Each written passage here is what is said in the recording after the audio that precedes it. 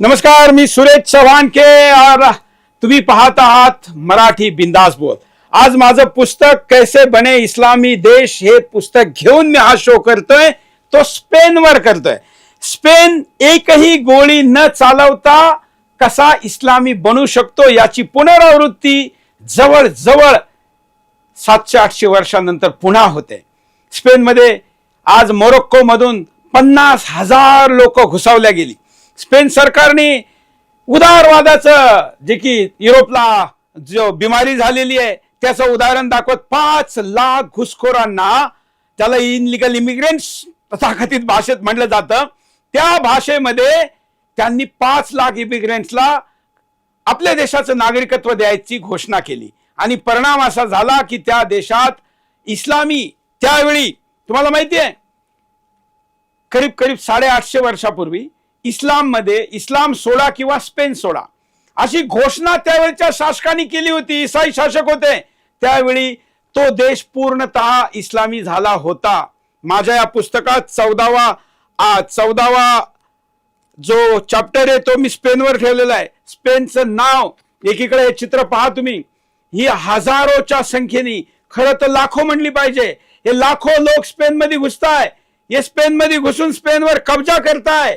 आणि या लोकांचं मी चित्र सांगत असताना या पुस्तकात कैसे बने इस्लामी देश या पुस्तकामध्ये 14व्या धड्यातून मी सांगतोय, या देशाचं नाव अल अंदलूस सुद्धा झालं होतं, परंतु त्या देशातले कडवे राष्ट्रभक्त लढत राहिले आणि तो देश इस्लामी पासून पुन्हा ईसाई झाला। पण आता त्यावेळी सुरू झालेलं गजवाय स्पेन युद्ध संपलं नाही, कारण कट्टरपंथी मुसलमानांच्या दृष्टीने जगाला इस्लामी बनवायचंय, तर स्पेन कसा सुटल, आणि म्हणून पुन्हा स्पेन मध्ये घुसपैठ झाली। आज 50,000 पुरुष यात घुसपैठ करताय, पण एकही महिला नाहीये। म्हणजे स्पेन मध्ये हे जे आगजनी चालू आहे, स्पेन मध्ये हे जे जळवलं जात आहे, स्पेन मध्ये गाड्या तोडल्या जात आहे, यात एकही मुस्लिम महिला नाही, 50,000 पुरुष आहे, म्हणजे 50,000 स्पॅनिश ईसाई महिला बनवल्या जाणार, त्यांच्या बायका बेगम, आणि त्यांच्या मार्फत पैदा केले जाणार मुसलमान। ही फक्त घुसपैठ नाहीये, हा फक्त कोणाला आश्रय द्यायचा प्रश्न नाहीये, हा त्या देशाला कब्जा करण्याचा प्रश्न आहे। आणि म्हणून या आजच्या बिंदास बोल मध्ये मी तुमच्या समोर गंभीर प्रश्न घेऊन आलेलो आहे। एखाद्या देशावर कब्जा करण्यासाठी नेहमी रणगाडे, विमाने, सैन्य आवश्यकच असतं असं नाही। हजारो लोकांना एकाच वेळी सीमेवर पाठवून त्या देशाच्या प्रशासनावर प्रचंड दबाव आणला जाऊ शकतो आणि त्याची सीमा आतून निष्प्रभ केली जाऊ शकते। स्पेनच्या उत्तर आफ्रिकेतील सेउटा शहरात मोरोक्कोच्या दिशेने मोठ्या संख्येने लोकांनी समुद्र आणि जमिनी मार्गाने प्रवेश केला, घुसपैठ केली। जे व्हिडिओ तुम्ही पाहताय, काही लोक पोहत आले, काहींनी सीमा ओलांडली, ज्या व्यवस्था कोलमडल्या आणि स्पेन पोलीस व सैन्य हतबल झालं, काही नाही करू शकलं, कारण एवढ्या लोकांवर तुम्ही गोळी कशी चालवणार, असं म्हणणारे ते लोक, मी असतो तर गोळी चालवण्याचा आदेश दिला असता। असा देश जो तथाकथित मानवतावादाच्या दबावाखाली येतो, तो स्वतःचं अस्तित्व संपवतो, स्पेन पुन्हा त्या यात आलेला आहे। आज या ठिकाणी हा दहशतवाद नाही तर काय, प्रत्येक मुस्लिम अपराधीने असं म्हणणारे सांगा की हे सगळे घुसखोर मुसलमानच कसे आहे। आज हजारोचा जमाम कायदा मोडून सार्वभौम देशात घुसतोय, तर त्याचा केवळ मानवी स्थलांतर म्हणणं, त्याला केवळ मानवी स्थलांतर म्हणणं महामूर्खता आहे। हे राष्ट्रीय सुरक्षेला दिलेली सामूहिक चुनौती आहे। आजचा निर्णायक प्रश्न, सीमा तोडून होणारी घुसखोरी मानवता आहे की राष्ट्राच्या सार्वभौमत्वावर आक्रमण, हे जगाने ठरवलं पाहिजे। देश मोठा की मानवता मोठी। सेउटाल मध्ये नेमकं काय घडलं?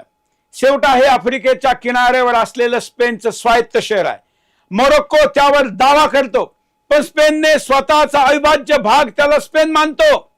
ही युरोपची आफ्रिकेशी जोडलेली अत्यंत संवेदनशील सीमा आहे आणि याच सीमेकडे अचानक हजारोंचा जमाव वाढतो, समुद्रातून प्रवेश होतो, सीमाद्वारावर दबाव निर्माण केला जातो, स्थानिक व्यवस्था विस्कळीत केली जाते आणि प्रशासनाला सैन्य बोलवावं लागतं। स्पेनची सीमा काय धर्मशाळा आहे? ज्याला वाटेल त्याने यावं, बेकायदेशीर प्रवास करावा, प्रवेश करावा आणि नंतर सरकारने त्याला स्वीकारावं. शरण मागण्यासाठी कायदेशीर प्रक्रिया आहे, विजा आहे, प्रोसिजर आहे, पासपोर्ट आहे, सुरक्षा तपासणी आहे. पण कायदा मोडून प्रवेश करणाऱ्यांना फक्त गोळी असली पाहिजे. आज मी स्पेन वाचवण्यासाठी उभा आहे असं नाहीये. स्पेन वाचला तर हिंदुस्थान वाचल, कारण स्पेन एक देश आहे, पण तो देश एक प्रवृत्तीच्या निशाण्यावर आहे आणि स्थलांतराच्या नावाने राजकीय शत्रुत्व जोपासत जगाला कब्जा करणाऱ्या इस्लामी गजवाय या नाऱ्यामध्ये गजवा हिंद जर होऊ द्यायचा नसेल तर आज गजवाय स्पेन वाचवला पाहिजे. स्पेनला वाचवण्यासाठी उभे राहा, उद्या स्पेन तुमच्यासाठी उभे राहील. कारण या देशावर इस्लामी आतताई ज्यावेळी राज्य करीत होते त्यावेळीही आणि इंग्रजांच्या विरुद्ध आपल्याला जगातल्या अनेक देशांनी मदत केली, क्रांतिकाऱ्यांना मदत केली. 2021 मध्ये स्पेन आणि मोरोक्को यांच्यात असाच तणाव वाढला होता. त्यावेळी सुद्धा हजारो लोक मोरोक्कोच्या दिशेने सीमा पार करून इथं घुसली होती. आज पुन्हा तेच दबाव तंत्र पुन्हा अपनावल्या जात आहे. हा आरोप प्रत्यारोप नाहीये. हे चित्र पहा, तिथल्या स्थानिक लोकांना मारल्या जात आहे. व्हिडिओ पहा, मॉल लुटल्या जातोय. बाजार सकाळी सकाळी करून घरच्यांना घेऊन चाललेल्या माणसाची पिशवीच नाही फक्त हिसकून घेतली जाते, त्याला मारल्या जात आहे. आणि काही व्हिडिओ तर असे, हे सगळे घुसखोर फुटबॉलच्या किक प्रमाणे स्पॅनिश लोकांना मारताय. तुम्ही विसरू नका, आत्ता फुटबॉलचा विश्वकप स्पेनने जिंकलाय आणि त्याचा आनंद उत्सव साजरा करण्यामध्ये ते गुंग होती. त्यांना फुटबॉलच्या किक प्रमाणे मारणारे घुसखोरांपासून देश कसा वाचवायचा माहित नव्हतं. टीमला माहित होतं की मॅच कशी वाचवायची, पण देशाला माहित नाहीये की देश कसा वाचवायचा. आणि म्हणून आज स्पेन जळतोय, आद्र हाक मारतोय, वाचवा वाचवा, आणि वाचवायला कोणी नाहीये. कारण युरोपची युनियनची एक पॉलिसी आहे कसं डील करायचं या लोकांना. त्यामध्ये गोळी चालवाची पॉलिसी नाहीये, पाहता क्षणी गोळी माराची पॉलिसी नाहीये. आणि हेच या मुसलमान आक्रांतांना माहितीये आणि म्हणून ते बिनधास्तपणे त्यामध्ये प्रवेश करताय. सीमा अचानक इतकी कमकुवत कशी झाली? मानव तस्कर एवढ्या मोठ्या संख्येने लोकांना सीमेत कसं पाठवू शकले? मोरोक्कोच्या यंत्रणेला हे दिसत नाही का? खरं म्हणजे मोरोक्कोच ही घुसबैठ करवत आहे.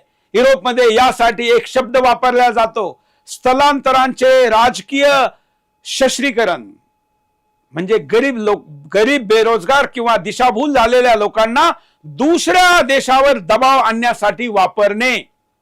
एकीकडे तस्कर त्यांना स्वप्न दाखवतात, युरोपमध्ये जा सर्व काय मिळेल, दुसरीकडे सीमा सेल ठेवली जाते. आणि मग युरोपमधील काही बुद्धिजीवी म्हणतात घुसखोरी रोखणे अमानवीय आहे. जसे हिंदुस्थानातले नमक हराम गद्दार या देशात पण आहे. ते म्हणतात की मानवता महत्वाची आहे, बांगलादेशांना रोहिंग्यांना काढू नका. 71 देशाचे 10 कोटी लोक या देशात घुसखोर आहे. विचार करा, स्पेन आज या काही लाख लोकांच्या घुसबैठणी इतकं जबरदस्त जळतंय. हिंदुस्थान तर बॉम्बवर बसलेला आहे. 33% हिस्सा आपल्या हातातून गेलेला आहे. या पुस्तकात मी दाखवून दिलेलं आहे. 58 इस्लामी देश बनले, त्यापैकी फक्त 13 देश तलवारच्या बळावर बनले. 35 देश हे डेमोग्राफी चेंज करून जसं स्पेन मध्ये होतंय ना असं बनली. हिंदुस्थानातही तेच चाललंय. स्पेनला वाचवण्याच्या निमित्ताने मी हिंदुस्थानला वाचवण्याचं सूत्र देतोय. जगामध्ये देशांना इस्लामी बनवण्याच्या 5 स्टेजेस आहे. हिंदुस्थान आज 3ऱ्या स्टेजवर आहे. 4थ्या स्टेजमध्ये गेलेला कोणताही देश वापस आलेला नाहीये. 9 देश परत आले, ते 3ऱ्या स्टेजवरून वापस आले. त्यांचा इतिहास मी या पुस्तकात लिहिलेला आहे आणि स्पेन त्यापैकी एक होता. पण आज पुन्हा तो निशाण्यावर आहे. हे मी पुस्तक विकण्यासाठी नाही सांगत आहे. जर कुणाकडे पैसे नसेल तर त्याला हे पुस्तक मी फ्री द्यायला तयार आहे. पण अमेझॉनवर आणि सगळ्या प्लॅटफॉर्मवर स्वदेशीवर हे पुस्तक उपलब्ध आहे. हे पुस्तक फक्त इतिहास जाणण्यासाठी नाही, वर्तमानात हिंदुस्थानावर आलेलं संकट हे भविष्यात कसं वाचवायचं, बाहेर पडायचं यासाठी आहे. आणि म्हणून कैसे बने इस्लामी देश हे पुस्तक घ्या, वाचा. आणि आज मी यात लिहून ठेवलेलं आहे का हे पुन्हा होणार आहे, ते आज युरोपमध्ये होत आहे. आणि म्हणून ज्यांच्या घरांची स्पेनमध्ये, ज्यांच्या घरांची आजची स्थिती, स्पेनच्या घरांची स्थिती काय पहा. स्पेनच्या घरांमध्ये जे आज चालू आहे, उद्या ते हिंदुस्थानामध्ये होणार आहे. आणि म्हणून हिंदुस्थानात जर हे होऊ द्यायचं नसेल तर आपल्याला जागलं पाहिजे. हे व्हिडिओ मी तुमच्या समोर दाखवतोय. जरा पुढचे काही व्हिडिओ अजून दाखवा. मानवाधिकार कोण पाहणार? ज्यांच्या घरांची सुरक्षा, त्यांच्या मुलांचे भविष्य, त्यांच्या करातून चालणाऱ्या सेवावरील दबाव, ताण आणि मानवाधिकार याचं भाषण देणार. मानवाधिकार फक्त घुसखोरांचे नसतात, नागरिकांचे असतात. आणि म्हणून या आजच्या मराठी बिंदास बोल मध्ये मी खंड 3 पेद्रो सांचेज सरकारची धोरणावर पण टीका करणार आहे. मला काय त्या ठिकाणी कुठल्या पार्टीला फायदा आणि नुकसान नाही पोहोचायचं आहे, परंतु आधीपासून राहणाऱ्या लोकांना, घुसखोरांना नियमित करण्याची प्रक्रिया त्यांनी सुरू केली. 5 लाख लोकांना. आणि म्हणजे सरकारचे म्हणणे काय? ते काम करतात, अर्थव्यवस्थेला हातभार लावतात, त्यांच्या कायदेशीर चौकटीत त्यांना आवश्यक ते दिलं पाहिजे. पण विरोधकांचा प्रश्न आहे, यातून जगाला कोणता संदेश जातो? हिंदुस्थानला पण हा संदेश आहे, कशाही प्रकारे स्पेन मध्ये पोहोचा, काही वर्ष थांबा, एक दिवस कागदपत्र म्हणजे नागरिकता मिळेल. कायदेशीर प्रक्रिया आणि नव्याने सीमा तोडणारी घुसखोरी या 2 वेगळ्या गोष्टी आहेत. पण मानव तस्कर कायद्याच्या सूक्ष्माटी सांगत नाही, ते फक्त स्वप्न विकतात. पेद्रो सांचेजी, राष्ट्र चालवणे म्हणजे केवळ दया दाखवणे नाहीये, आपल्या नागरिकांची सुरक्षा करणे सुद्धा मानवता आहे. सीमेवर उभ्या जवानांचे जीवनही मानवाधिकार आहे. दया हवी, पण देशाच्या किमतीवर नाही. आणि म्हणून पुढच्या खंडात मी ज्यामध्ये न्यायालयीन उदारता की सुरक्षेची पोकळी यावर घेतोय. हे हिंदुस्थानला पण निर्देश आहे, कारण हिंदुस्थानाच्या न्याय व्यवस्थेमध्ये सुद्धा सर्वोच्च न्यायालय कुंडली मारून बसलेलं आहे या रोहिंग्यांना बाहेर काढण्याच्या फाईलवर. असं स्पेन मध्ये होत आहे. म्हणून त्या ठिकाणी पण सुनवाईचा अर्थ असा नाही का तुम्ही फक्त मानवता दाखवा, कुणीही सीमा तोडा, अनिश्चित काळ देशात राहा आणि सरकार काही करू शकणार नाही. योग्य व्यवस्था अशी हवी, पण तातडीने नोंदणी, ओळख पडताळणी, सुरक्षा तपासणी, वास्तविक शरणार्थ्यांचे रक्षण, अपात्र आणि बेकायदेशीर प्रवेश करणाऱ्यांची तातडीने रवानगी. न्याय म्हणजे सीमा विरहित राष्ट्र नव्हे. स्पेनचा 800 वर्षाचा इतिहास, स्पेनने हा इतिहास आधीही पाहिला. खास करून मराठी माणसाला तर लक्षात ठेवलं पाहिजे, 711 मध्ये उत्तर आफ्रिकेतून आलेल्या मुस्लिम सैन्याने अरेबियन द्वीपावर कब्जा केला होता. मी त्या देशाचं नाव पण तुम्हाला थोड्या वेळेपूर्वी दाखवलं का त्यावेळी स्पेनचं नाव सुद्धा बदललं होतं.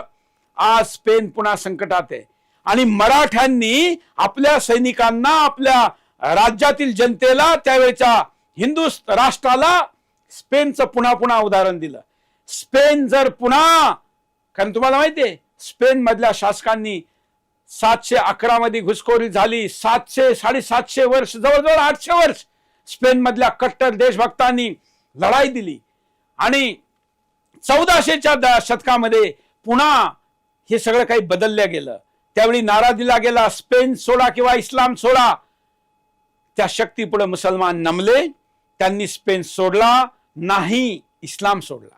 मिनारी उतरवल्या गेली, मस्जिदे चर्च झाली आणि मुसलमान ईसाई झाले आणि पुन्हा देश वाचला. इसवी सन 1711 मध्ये उत्तर आफ्रिकेतून आलेल्या मुस्लिम सैन्याने अरेबियन द्वीपात प्रवास केल्यानंतरचे हे मी सगळं सांगितलं. स्पेनचा मोठा भाग अल अंदसूल म्हणून मुस्लिम राजवटी खाली होता, म्हणजे एक प्रकारे स्पेन. त्यानंतर अनेक शतक संघर्ष झाली. उत्तर भागातील ख्रिश्चन राजांनी आपला भूभाग परत मिळवण्यासाठी दीर्घ लढाई दिली. या प्रक्रियेला रिकॉन्स्टा म्हणलं गेलं. 1492 मध्ये ग्रानाडा पराभव झाला आणि शेवटची मुस्लिम राजवट संपली. त्यानंतरच्या काळात मुस्लिमांना धर्मांतर अथवा देश सोडण्याचा कठोर दबाव केला. इस्लाम सोडा किंवा स्पेन सोडा हा नारा ऐतिहासिक आहे, तो तंतोतंत प्रमाणित ऐतिहासिक नारा ठरला. लोकांनी इस्लाम सोडला, स्पेन वाचला, पुन्हा संकटात आहे. तरी त्यावेळच्या धोरणाचा कठोर भावार्थ असाच होता, धर्म बदला किंवा देश सोडा. आधुनिक मानवाधिकारांच्या दृष्टीने ही धोरणं अन्यायकारक आणि दडपशाहीची होती. आज इतिहास शिकवायचा आहे. अत्याचाराची पुनरावृत्ती करायची नाहीये. पण एक गोष्ट विसरता येणार नाही, सीमा, लोकसंख्या आणि राष्ट्रीय ओळख दुर्लक्षित केली तर राष्ट्र मोठी किंमत चुकवतं. इतिहास 711 सालचा मुस्लिम सैन्याचा स्पेन विसरलं.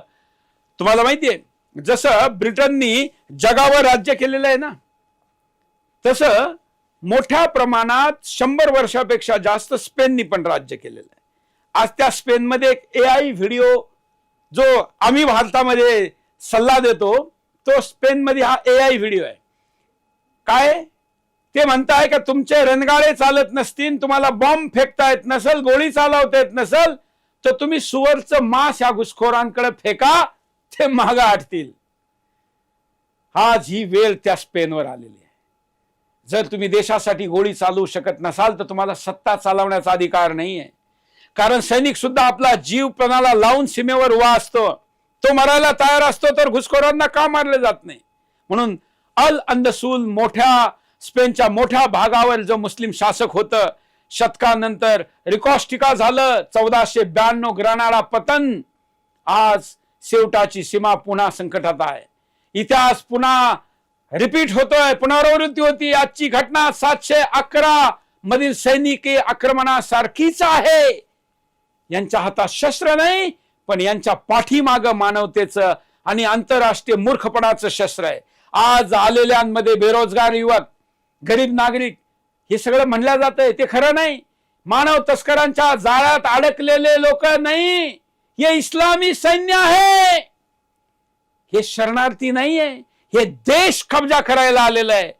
हे धोकादायक आहे आणि हा धोका तुम्ही ओळखला पाहिजे. पण धोकादायक समानता कोणती हे युरोपला समजत नाही. सीमा कमकुवत झाल्या, सरकार संभ्रमात आहे, लोकसंख्या घट, बाह्य शक्तींचा दबाव, कायद्याच्या छिद्रांचा वापर, सुरक्षा तपासणीमध्ये मोठी घालमेल आणि त्यातून निर्माण झालेला गजवाय स्पेन, हे आजचं चित्र आहे. ही फक्त रोजगारासाठीचं स्थळांतर नाहीये, हे देशाला कब्जा करण्यासाठीच आहे. म्हणून रोजगारासाठीची स्थळांतराची तुलनाला दिली जाणार नाही. ही संघटित तस्करी नाहीये, हे मोरोक्क्याचं राजकीय दबाव तंत्र आहे. कट्टरपंथी गटाला सीधा प्रवेश आहे, अपराध्यांना ओळख लपवण्याचा मार्ग आहे. हे प्रश्न विचारणे द्वेष नाहीये, ही राष्ट्रीय सुरक्षेची भूमिका आहे. आणि म्हणून यातून भारताला काय इशारा आहे, हा मी समारोपाच्या दृष्टीने शो घेऊन जात आहे. आज स्पेन, उद्या कोण? अरे हिंदुस्थान. स्पेनच्या कितीतरी पट जनसंख्या हिंदुस्थानात घुसखोरांची 10 कोटी. भारताच्या सीमाही संवेदनशील आहे. बांगलादेश सीमा, म्यानमार सीमा, नेपाळ सीमा, समुद्र किनारे, बनावट आधार कार्ड, बनावट राशन कार्ड, बनावट मतदार याद्या, बेकायदेशीर वस्त्या. घुसखोरीच्या पहिल्या दिवसापासून कारवाई झाली नाही तर पहिले तो मजदूर म्हणून येतो, नंतर कागदपत्रे बनवतो, नंतर मतदार बनतो, नंतर राजकीय दबावगड बनतो आणि शेवटी म्हणतो ही भूमी माझी आहे. घुसखोर 10 असताना ओळखा, 1000 झाल्यावर नियंत्रण कठीण होतं. भारत सरकारला हा थेट प्रश्न आहे. आणि म्हणून प्रश्न देशातील बेकायदेशीर घुसखोरीची अधिकृत संख्या किती, फक्त एवढा नाहीये, ही कोटीच्या पटीत गेलेली आहे. आणि म्हणून बनावट कागदपत्र तयार करणाऱ्यांची संपत्ती जप्त करा. घुसखोरांना घर, काम किंवा मदत देणाऱ्यांना सुद्धा अद्दल घडवा. सीमावर्ती जिल्ह्यातील लोकसंख्यात्मक बदलाव, डेमोग्राफीवर एक श्वेतपत्र काढा. शरणार्थी आणि बेकायदेशीर घुसखोर यांच्यातील भूमिका स्पष्ट करा. हिंदुस्थान सरकार निष्कासन यांना बाहेर काढण्यासाठी न्यायालयीन प्रक्रिया फास्ट करा. भारत स्पेन सारख्या संकटापूर्वी जागा होणार का? बिंदास हेच विचार येत आहे. शरणार्थ्यांना आश्रय, घुसखोरांना परत पाठवणी, सीमा वाचली तर संविधान वाचेल. घुसखोरी आधी भूगोल बदलते, मग लोकसंख्या आणि नंतर राजकारण बदलते. नागरिकांच्या सुरक्षेवर तडजोड म्हणजे राष्ट्राशी विश्वासघात, बेमानी आहे. अवैध प्रवाशांचा विरोध म्हणजे कोणत्याही मजहबचा विरोध नाहीये. अंतिम निर्णय स्पेनच्या नागरिकांना मी सांगू इच्छितो, तुमच्यात राहणारा प्रत्येक मुस्लिम हा तुमचा शत्रू आहे, हे तुम्ही वेळेत ओळखा. कारण तो स्पेन वाचवण्यासाठी नाही, इस्लाम वाचवण्यासाठी आलेला आहे. प्रत्येक स्पेनवाला जर जागला, सीमा ओलांडून आणणाऱ्या प्रत्येक व्यक्तीला त्यांनी शत्रू म्हणून पाहिलं आणि जर त्याची तपासणी केली, प्रत्येक व्यक्तीची तपासणी केली, ती आवश्यक आहे. सीमा तोडून आलेल्या प्रत्येक व्यक्तीची तपासणी आवश्यक आहे.